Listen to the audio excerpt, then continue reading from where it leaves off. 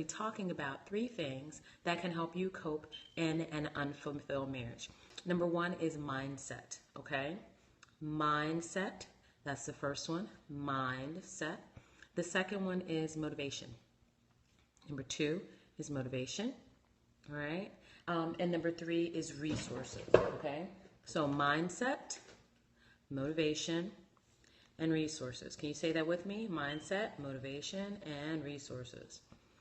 So here's the issue, mindset. That's why I do teaching on mindset, because once you get it right here, everything else is taken care of. So it really doesn't matter if you're dealing with, a failed marriage, a marriage where you're not happy, you're not unfulfilled in your marriage, you're not fulfilled in your marriage. So thank you. Someone is having issues, maybe there's divorce or infidelity, whatever it may be. Really, if you want to, whether you choose to stay in your marriage or get out of your marriage and go and do something different, it really depends on your mindset.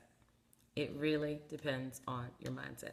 I am sorry, but it really is. It depends on your mindset, and then that's gonna roll over into motivation, and that's gonna roll over into what resources that you need. Do you want to stay married? Do you want to be with this person? Is there any desire in you whatsoever to keep going the way that you've been going? Okay, that's what you have to answer. That's the question that you have to answer first of all. Okay, I don't care what it is. I don't care if one person has been unfaithful. I don't care if one person, is domineering and maybe controlling. It doesn't matter if one person is too passive and never chimes in at all. It doesn't matter if one person's a great parent and the other person just kind of sits on a log, like a bump on a log, and clicks the TV remote from one thing that I think I've heard it almost all. It really doesn't matter what one person is not allowing people is not allowing people into the relationship to provide information, like a therapist or an elder from the church or an older guided friend, or if another person is inviting too many people into the relationship. So you married your wife, but she's got her mother that comes along and kind of chimes in and just wants to share things. It really doesn't matter what the situation is or what the problem is. It really all boils down to mindset. Is this marriage something that you want to stay? Is this marriage something that you want to be happy in? Would you prefer to be in another marriage? Would you prefer to be with somebody else? Would you prefer to live in the same house but just be in separate bedrooms? It really depends on what your mindset is for. And that is going to direct everything else in terms of how you cope and how you maneuver in things. Your mindset is the first thing that kind of has to be in it. If you are trying to decide, do I want to stay in this marriage or not? This marriage is unfulfilling and I don't know what I want. Make up your mind what you want. Decide what you want. Okay? I don't care if you have to weigh the pros and the cons. If you're a biblical person, look at the Bible, see if you've got grounds for divorce or the grounds for, but make up your mind. Decide what it is that you want. Okay? Make up your mind. Set your mind on what you want. So how do you deal with it? Let's say you've decided I want the divorce. Then you're going to go down that decision tree. And once you've made up your mind for that, there are definitely options. Have I seen people divorce and get back together? Yes. Have I seen people get on the brink of divorce and then get back together and have stronger, more fulfilling marriages? Absolutely. I've already talked about relationships at one point and talked about resources, and we're going to get there later. But if you do decide to go down the divorce tree, just know that there are all kinds of ramifications related to that. You have to deal with that, okay? The rate of subsequent divorce after a first marriage dissolves, increases and increases and increases. It just keeps going up. So if things aren't dealt with in that first marriage, I can guarantee you're going to have problems in your second and then third and fourth and fifth marriage and beyond. It is a guarantee. It's a statistical fact. What do we do to prevent that?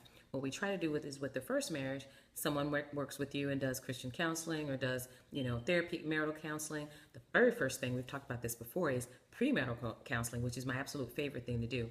I much prefer to do premarital counseling before the marriage than to do mediation and potential divorce counseling after the marriage. That's not nearly as much fun, and it's not nearly as enjoyable for the couple.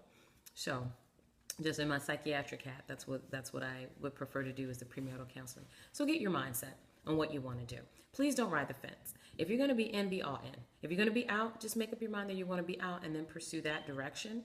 Because in pursuit of that direction, there are other resources that can kind of bring you back and bring you back into the fold. I'm definitely not a proponent for divorce, but I am a proponent for making up your mind what you want to do.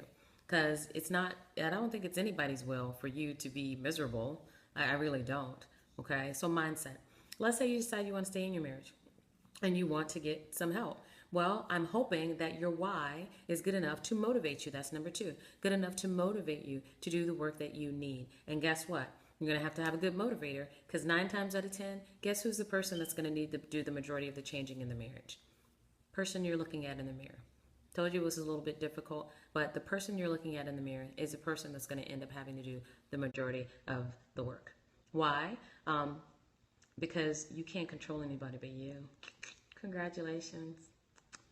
You can't control anybody but you. You cannot control, I've seen people in not the best relationships, and some controlling and manipulative relationships and codependent relationships. And so, yeah, they can kind of do some things and pull strings to control another person, or try to control another person. But guess what? The person being controlled is allowing that.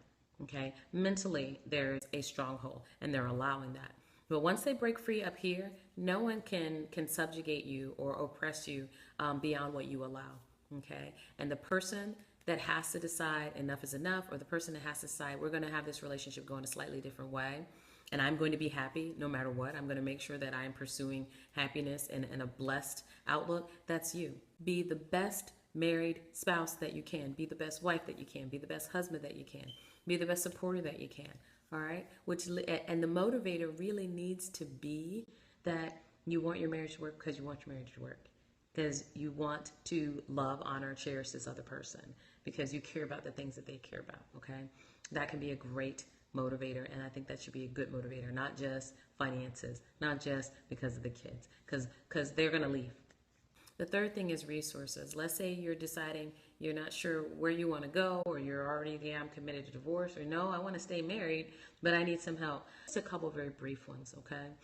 For specific things for marriage, there are a couple of great resources. Family Life Today has something called the Weekend to Remember, and I absolutely love it. I love the Weekend to Remember, and I've shared that with you guys before. So look up Weekend to Remember, and that's a great option for the person that wants to have a live, maybe a mini intensive. It's a weekend, I think a Friday night to Sunday. Well worth your time, okay? The second thing is, let's say you need more guidance, more hand-holding. That's a great starter. But let's say after that weekend you need something to keep you going, or you're really having some significant problems. You got two options. There are week intensive marriage programs. There's one in Branson, Missouri, and there's one in Georgia. Literally, if you look up marriage intensive, you will likely find them. And those are great opportunities, and those are great options. Other folks that are saying, you know what, my spouse not willing to go.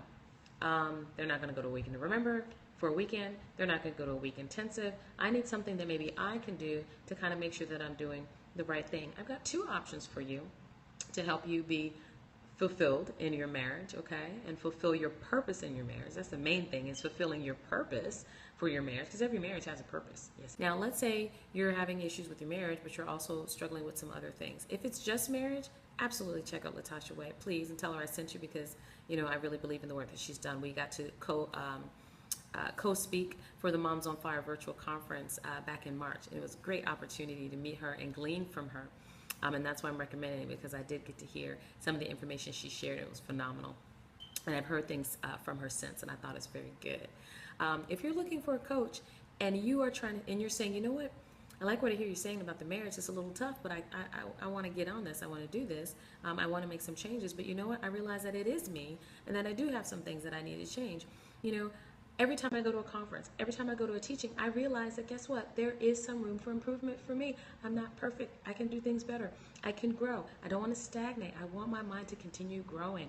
And you're trying to get a vision for your marriage. Every marriage should have a vision for what it does. Every home should have a vision for what they want to do. You're trying to figure out what your identity is within marriage. Maybe you've lost your identity in your marriage. Now you've become your wife, your cook, your chef, your administrative assistant, your financial planner. You are a chauffeur, but you've lost who you are. And maybe the kids have gone. Maybe you're the empty nester now.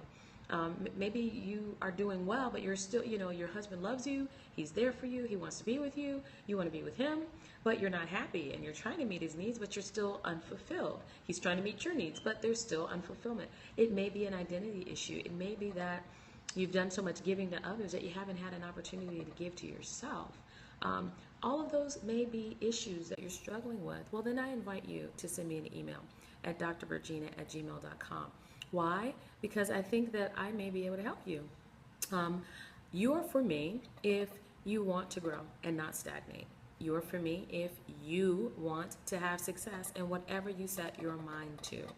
Doesn't matter if it's marriage and family, doesn't matter if it's financial, doesn't matter if it's business type things. Maybe your business, maybe you did so much to giving in terms of your business, and now you look back and your children are grown and gone, and you feel like, hey, I gave to this business, but what did I really sow into my kids? What did I really sow into my family? And you're trying again to figure out where the next step is. You need to reinvent a vision. Well, again, email me because I'd like to put you in my coaching program. So that's what I do.